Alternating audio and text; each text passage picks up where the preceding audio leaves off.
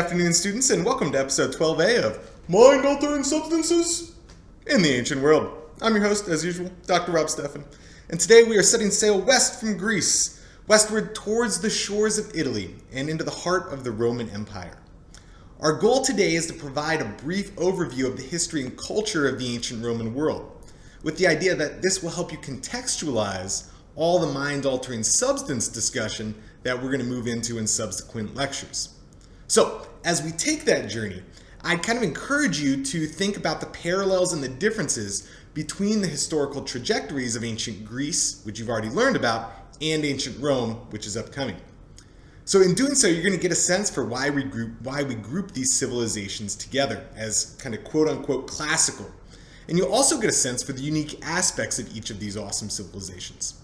So, like tiny baby Romulus and Remuses, let's start floating down the Tiber River into central Italy and try to figure out how Rome went from being a piddly little city-state to the greatest empire the world had ever seen.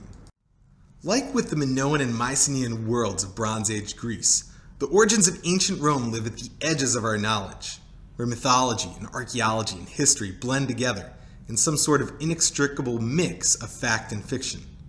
We'll get into the archaeology in a bit, but let's start with the fun stuff, the legendary stories of the founding of the city and its rise under the kings of Rome. Our journey back to the origins of Rome starts not in Italy, but in the ancient Greek world, in particular within the walls of Troy.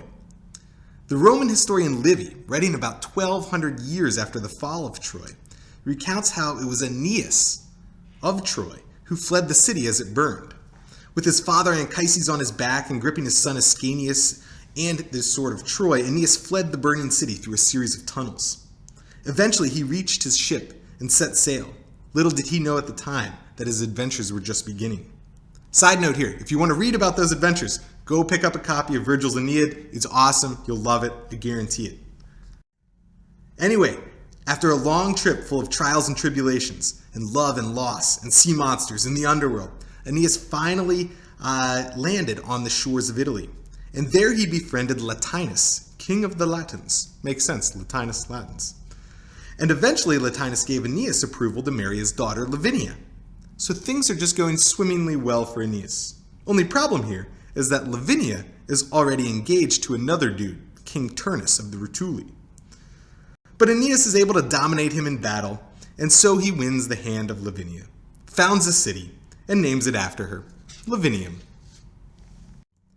Now, even though this is all mythological, the story is set sometime around 1150 BC, so we've still got about 400 years to cover until we get to the founding of the city of Rome. So let's just say Aeneas has a kid, another Ascanius, also called Iulus. This later becomes important because he's related to Julius Caesar. And he had kids, and they had kids, and they had kids, and they had kids, and on and on and on and on and on. Well, you get the point here. A lot of generations passed.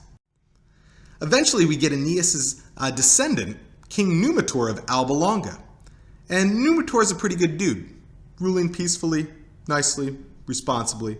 But his younger bro, Amulius, is not too happy that Numitor gets to rule and he doesn't. So Amulius plots to overthrow his big bro, and eventually he does, locking him away in prison. And just so Numitor doesn't have any male descendants who could eventually seek revenge, Amulius makes Numitor's daughter, a woman by the name of Rhea Silvia, become a Vestal Virgin. She can't have sex, she can't have kids. Side note here, Vestal Virgins, they're actually commonly thought to have been founded as a religious cult after the founding of the city of Rome, namely by Rome's Romulus' successor, Numa Pompilius. Great name. So anyway, it's kind of weird here that they're showing up before the city's founded. Most people think it was done after the city was founded. Either way, it points to the weird kind of timeline that we have when we're trying to understand the origins of the city itself. Anyway, even though Rhea Silvia becomes a Vestal Virgin, she still gets pregnant. Now, it's important to get a good story for how this happened, because normally the penalty for breaking your vow of chastity for a Vestal Virgin is to be buried upside down alive. So even though she was probably getting busy with some dude, she claims that it was Mars, god of war, who came to her in her sleep and impregnated her. And if that sounds familiar, just kind of think of the whole Virgin Mary situation, a lot of parallels. Whatever the cause, 9 months later, Rhea Silvia popped out some twins, Romulus and Remus. But obviously as a Vestal Virgin, she couldn't raise kids. Moreover, she needed to hide them from her evil uncle Amulius so he didn't try to kill them and then put an end to the people seeking revenge. So Rhea Silvia pulls a Moses. She puts him in a basket and floats him down the Tiber River. Now, unfortunately, when the basket drifts ashore, it's found by what in Latin they call a lupa, or a she-wolf, like you see here. But fortunately, instead of eating these tiny baby boys, which any normal wolf would do, this she-wolf actually takes them, suckles them, gives them some milk, and raises them. So, pretty cool wolf. Side note here again, this is like one of the most famous statues in all of Roman history. It's known as the Capitoline Wolf, and it's a bronze wolf suckling Romulus and Remus. Currently resides in the Capitoline Museum, hence the name. Now, scholars earlier on, they always knew that the little babies were later Renaissance additions to the statue, but they thought that the wolf itself was an Etruscan statue dating to the 5th or 4th or 3rd century BC. Now, however, when we look at it, we actually think that this is a medieval statue dating to the 11th or 12th century CE of our era. So now what we have is a statue of a she-wolf suckling Romulus and Remus that doesn't at all belong to ancient Rome, but is rather a medieval wolf along with tiny Renaissance little babies. Kind of weird. Back to the story though. Eventually the twins are found by the farmer Faustulus, and he continues to raise them until they finally have the strength to overthrow their evil great-uncle Amulius and restore their grandfather Numitor to the throne of Alba Longa. Great-grandkids. Anyway, afterwards, they head back down to the bend in the Tiber River, where their basket came to rest amongst the reeds so many years ago where they were originally found by the she-wolf. And it's there that they decide to found a city. And this is where things start to go terribly wrong. They can't decide which hill to put it on. Rome's known as the City of Seven Hills. Romulus wants to build it on the Palatine Hill, call it Rome. Remus wants to build it on the Aventine Hill, call it, I don't know what he wants to call it, probably Remusville or something like that. But either way, they start building their individual cities. And one day, Remus comes over to talk some shit to Romulus, jumps over the little kind of sacred wall around Romulus's Palatine city. And thereupon, Romulus ends up killing him. He freaking kills his brother Remus just for jumping over the wall. Now, he justifies this by saying that the same thing is going to happen to anyone who jumps over the walls of Rome. Still, though, it strikes me as kind of a weird part to the whole story. So that's how Rome was founded, and the traditional date was 753 BC. Romulus went on to become the first king, but his city at the time was still just a bunch of dudes. Classic sausage fest. And they needed to get some honeys. So Romulus went around asking his neighbors if they could send him some women, right? Right now, the only people in the city, just dudes that he was asking to come by and help populate the city. Now, their neighbors, obviously preferring not to give up their women, which seems pretty normal, said, hell no, we are not going to give you our women. So Romulus devises this plan to throw a huge party in the city, and he invites all of Rome's neighbors, but especially the Sabines. And they were going to go check this out, have a few glasses of wine, and get to see this cool place that Romulus has built. But in the middle of the party, Romulus gives a signal, and the Romans snatch up all the women and kick the Sabine men out of the city. This episode is known as the Rape of the Sabines, and it's a fairly kind of unsavory way that the women first ended up in the city of Rome. Weird kind of part to a founding story of the city. Now, over the next 250 years, Rome was ruled by a series of 7 kings. Romulus was always the warlike hero. The next king, Numa Pompilius, was known for his piety, founding religious cults. And subsequent kings all contributed kind of something different to the city. Either something like war or religion, expanding territory, but also kind of some of the customs and hallmarks architecturally that we see in ancient Rome. So things like the Temple of Jupiter Optimus Maximus that you see here was founded by Lucius Tarquinius Priscus, the 5th king of Rome. We also get other things like draining the area between the hills to create the Forum, the first set of large-scale defensive walls, the port of Ostia. All those things go back, at least legendarily, to the early kings of Rome. Now, even though the historian Livy states that Rome had 7 kings, it's basically impossible that there were only 7 kings. Each king would have had to reign for like 40 years, and while that's possible for one king, there's simply no way it happens 7 times in a row. Instead, what we see with Livy's history of the Roman monarchy is an idealized narrative, where he tries to explain how Rome got some of its oldest and most kind of foundational attributes and customs and buildings. Now, they say that absolute power corrupts absolutely, and that's absolutely the case for ancient Rome during the time of the kings. While Romulus and Numa Pompilius were pretty good dudes, the last king, Lucius Tarquinius Superbus, or Tarquin the Proud, was flat out awful. He ruled like a tyrant, took the law completely into his own hands, executed people at his own will, and ended up forcefully having his way with the wives of Roman senators. And this last thing eventually proved to be the straw that broke the camel's back. In 509, Lucius Junius Brutus and Lucius Tarquinius Collatinus, two of the leading senators in Rome, overthrew Tarquin the Proud, evicted him from the city, and became the first republican consuls in Rome. This overthrow of the Roman monarchy marks the beginning of the Roman Republic, the political period in Rome which lends the most to our modern conception of the way a republic should be run. Tarquin the Proud's evil deeds were burned into the memory of the leaders of early Rome, and for the next 500 years, the prevailing ideology of the republic was shared power. A system was devised where the common citizens elected representatives to a variety of political positions, things like consul, praetor, aedile, quaestor, and then it was those elected representatives that led armies, made decisions, and led the Roman people. So much more similar to our modern kind of way of government, where we elect representatives, than the Greek version of democracy, where you go directly vote on issues. And here it's interesting to think back to Greek democracy, where every issue, right? Warfare, taxes, building, everything was put to a vote of the entire population, at least the male free population.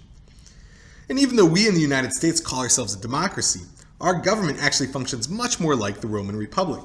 We tend to vote primarily for representatives, and once in a while those votes are accompanied by proposals or referendums where the people decide the law directly, but for the most part it tends to be a representative sort of democracy. And speaking kind of how we create these laws, one of the major accomplishments of the early Roman Republic was the creation of a codified set of laws. During the first couple hundred years, the elites in Rome, known as the patricians, and the regular Joes in Rome, known as the plebeians, vied for power. Patricians trying to hold on to that power, plebeians trying to pry it away. Their most famous kind of way of getting their way, for the plebeians, was secession. So because there were so many of them, they were crucial to the army. And what they started doing is when they were in warfare or conflict with a neighboring tribe, the plebeians would basically remove themselves from the battle, go sit on top of a hill peacefully, and say that they're not coming back to fight until the patricians give them whatever they want. And this actually works out pretty well. They actually win quite a few things by doing this. And one of the biggest things is the codification of the law code, known as the 12 Tables. And this might not seem like a big deal, but it really was. This meant that whenever there were disputes now, the patricians who ran the courts couldn't just make up the rules as they went along.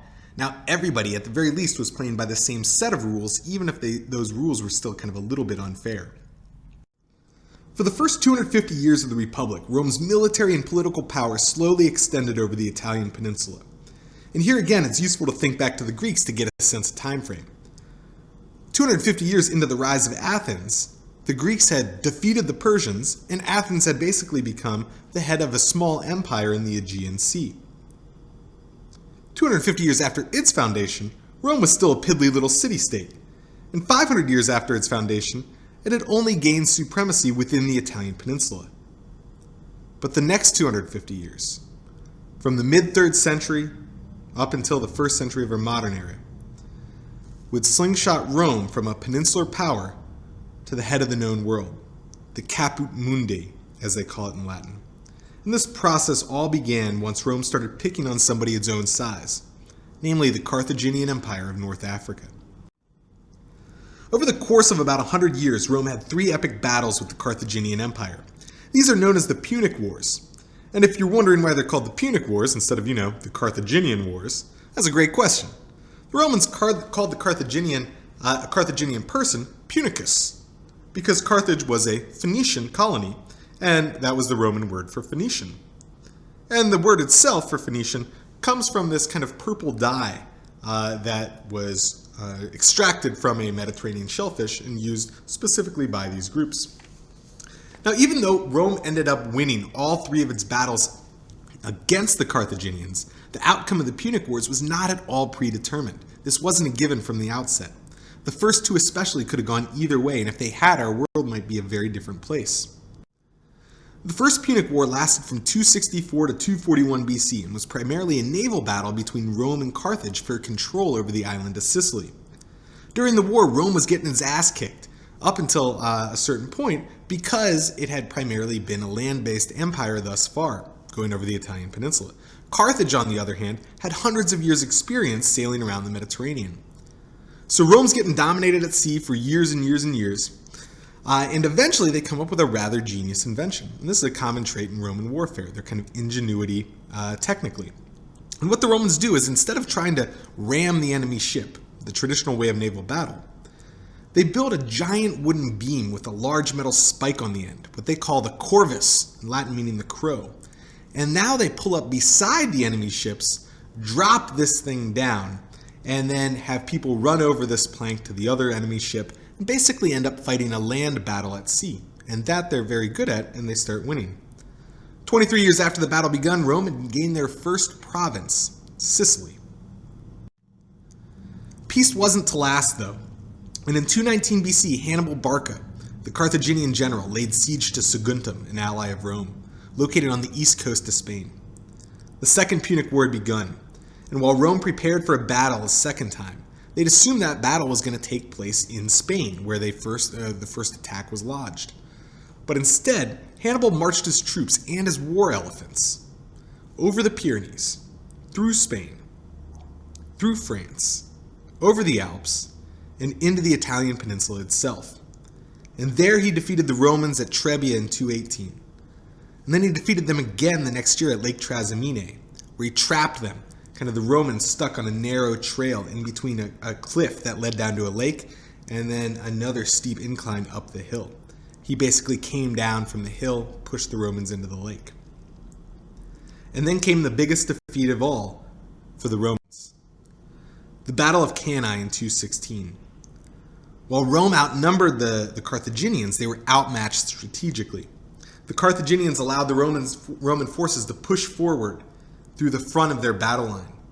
But then the Carthaginian flanks surrounded the Romans and the massacre began. Tens of thousands of Romans died on the battlefield that day.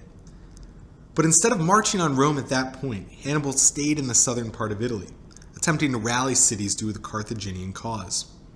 And as the war dragged on, Rome finally got the idea to take the fight to Carthage itself. And under the general Publius Cornelius Scipio, Rome sailed to Carthage, and Hannibal had to rush back to save his homeland. At the Battle of Zama in 202, Scipio defeated Hannibal, earning himself the nickname Scipio Africanus, the conqueror of Africa. While the first two Punic Wars could have gone either way, the third was pretty much decided from the start. Over the course of 3 years, from 149 to 146 BC, Rome ravaged Carthage, eventually burning the city, enslaving the population, and salting the earth so nothing would ever grow there again. Interesting side note, things did grow there again. Rome actually founded a colony right on this site, like 30 or 40 years later. Anyway, at this point, Rome had multiple provinces throughout the world, and was by far the dominant imperial power in that part of the world. And yet this military peak coincided with the beginning of the end when it came to political stability. As Rome's battles became bigger and longer and farther away, the generals needed to fight those battles ended up with more and more power, longer political and military appointments, and a more loyal troop base. And soon the balance of power, the entire premise of the Roman Republic, where elected representatives shared power with each other, was at risk. And part of that risk is exemplified with these two guys, the Gracchi brothers, two tribunes of the plebs of the 130s and 120s BC. And their big deal was they started trying to exploit the power of the people. They no longer took their proposals to the Senate to have them ratified, but rather they took their legislation straight to the Roman people. And this, of course, was legislation that was beneficial to the populace, while not so great for the very, very rich senatorial class.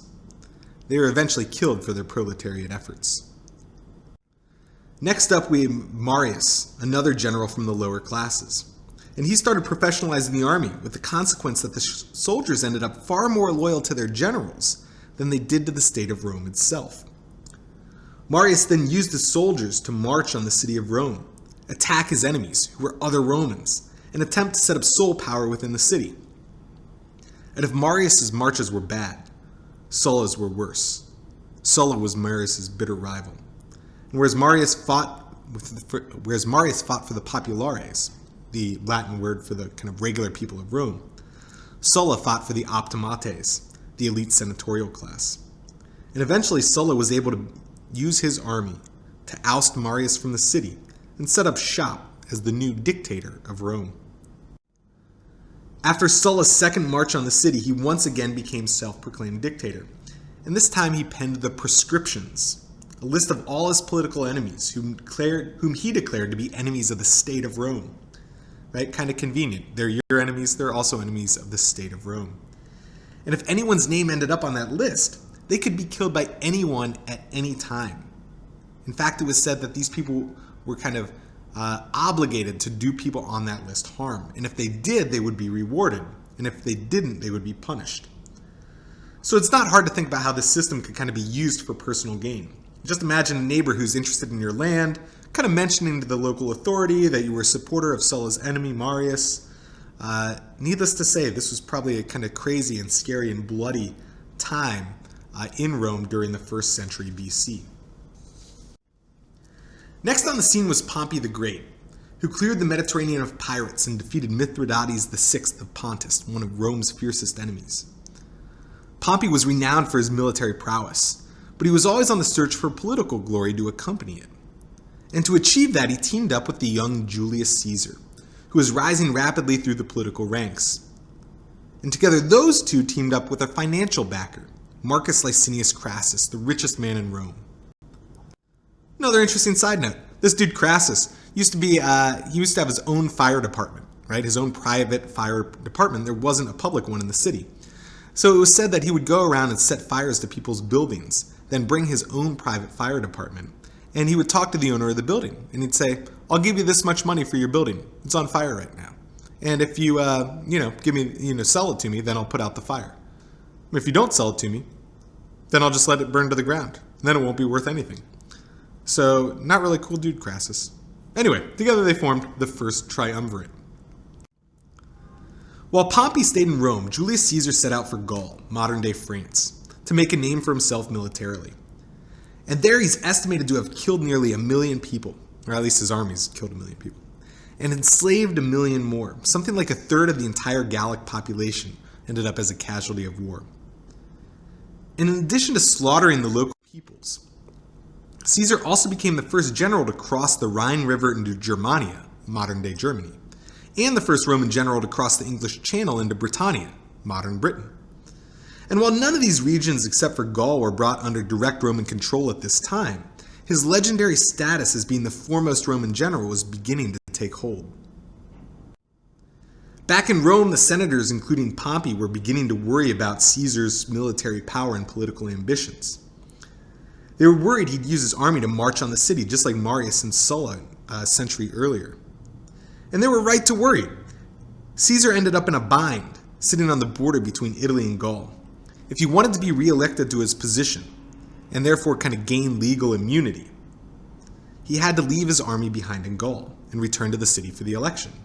But if he did that, he would be arrested by the senatorial class, thrown in jail, probably killed.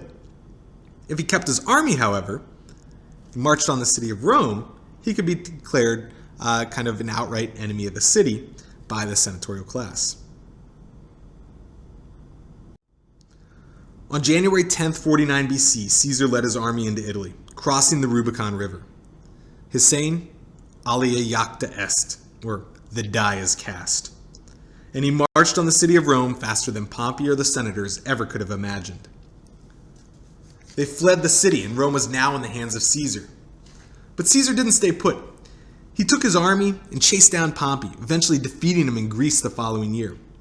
And then after a brief foray into Egypt, where he hooked up with Queen Cleopatra, and then into Pontus, modern-day Turkey, where he said, Veni vidi vici, I came, I saw, I conquered, Caesar ended up chasing down the remnants of the senatorial resistance in North Africa, killing Cato the Younger in Spain, and then the sons of Cato the Younger in Africa, and then the sons of Pompey in Spain.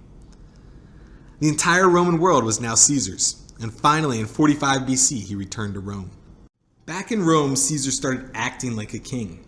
He declared himself dictator for life, started wearing purple, the royal color, out in public. His top general, Mark Antony, actually tried to crown him king in the Roman Forum, but Caesar refused. Perhaps to show that he didn't have royal aspirations, but perhaps to see whether the people would publicly acclaim him as their new king. Turns out they did not. And while the regular people loved Caesar and the money he handed out and the favorable laws he passed on their behalf, the remaining members of the Senate hated the man who acted like he was above the laws of the Republic. In days before he set off to fight the Parthians in the Middle East, the Senate came together to assassinate the most famous Roman leader the world had ever seen. And on the floor of the Senate House, beneath the statue of his one-time friend, Pompey the Great, Caesar was stabbed to death by 23 senators, including one of his good friends, Marcus Junius Brutus, the great-great-great-great-great-grandson of Lucius Junius Brutus, the first Republican to throw out the last king of Rome, Tarquin the Proud. While the assassination attempt was a success, the succession was not. The senators didn't really have a plan for what to do next. Mark Antony, Caesar's general, and Octavian, Caesar's adopted heir, traveled the Mediterranean to hunt down the senators who conspired against their beloved Caesar. But after they were eliminated, they couldn't play nicely together, and civil war erupted once again, now for a third time, between Antony and Octavian. Antony ran off to Egypt and hooked up with Cleopatra, and while Octavian stayed in the Roman West. And there eventually, in 31 BC, at the Battle of Actium, Octavian defeated Antony, becoming the sole ruler of the Roman world, just like Caesar had before. But this time the Roman people were tired of fighting. They'd been through civil war between Marius and Sulla, between Caesar and Pompey, between Antony and Octavian. And rather than try to maintain the Republican political system, a system that was ideologically awesome, but had been practically failing them for 100 years, they proclaimed Octavian the Augustus, meaning the revered one. He used that name for the rest of his rule. And they gave him sole power over the Roman world, what we now refer to as the Roman Empire. This was the beginning of the Roman imperial period as we know it, and Roman emperors would rule Rome for nearly 500 years, and they'd rule in the East much longer than that, Constantinople for another millennium.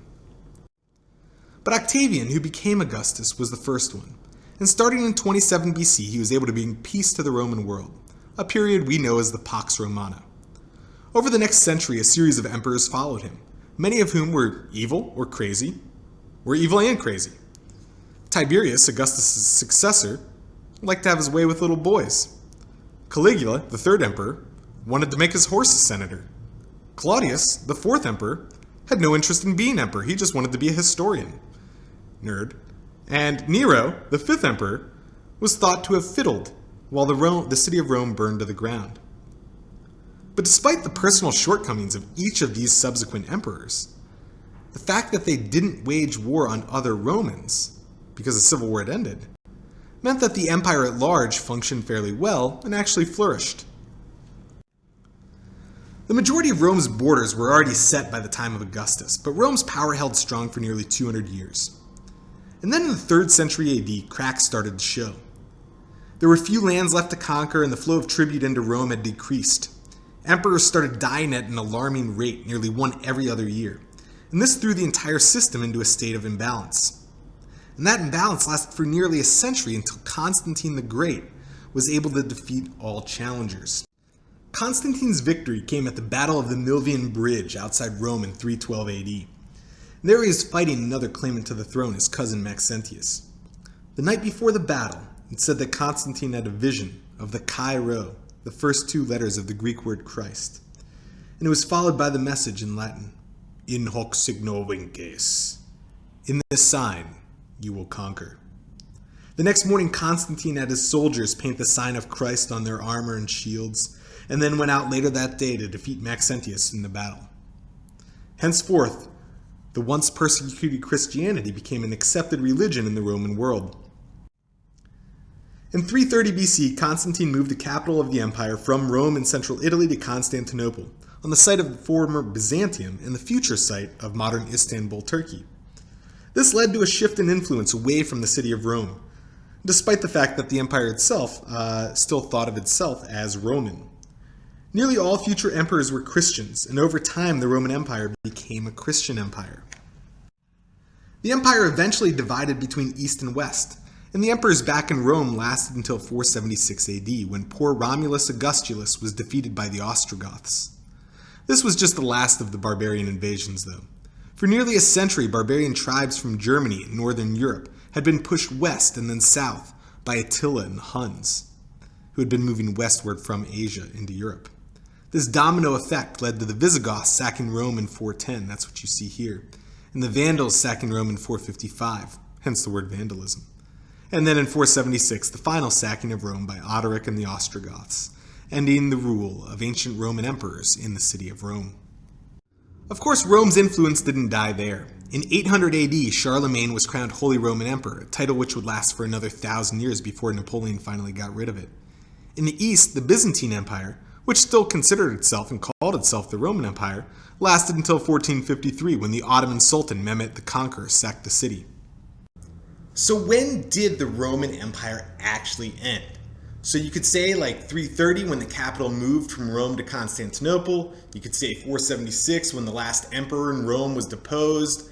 You could say 1453 when the last Byzantine Empire, remember they called themselves the Roman Empire, when that emperor was deposed by the Ottoman Empire. You could say 1806 when the last of the Holy Roman Empires was defeated by Napoleon, and then that title was banned. But it's maybe not really that important putting an exact date on it. Kind of regardless of where one marks the fall of the Roman Empire, it's indisputable that Rome is still with us today. So our American government resembles Rome more than any other culture. Our law courts are predicated on a written constitutional law, just like Roman antiquity. Many of our buildings have an undeniable neoclassical kind of air about them. Our pop culture is full of satire, a genre that the Romans invented. And our technological efficiency, a hallmark of Roman construction, is alive and well today, as it was back then. So debate over the fall of the Roman Empire may continue to rage for years to come, but I, for one, see the Roman Empire as still alive and with us today.